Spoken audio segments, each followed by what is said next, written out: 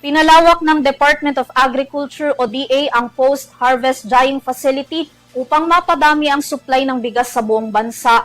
Ayon kay Agriculture Secretary Francisco Chu Laurel Jr., inaasahan na 380 na mechanical drying system ang makukumpleto ng DA sa taong 2027 bago magsimula ang tag-ulan. Nilalayo nitong mapataas ang rice value chain bukod pa sa karagdagang kita ng mga magsasaka at makapagbenta ng mas mataas na presyo sa merkado.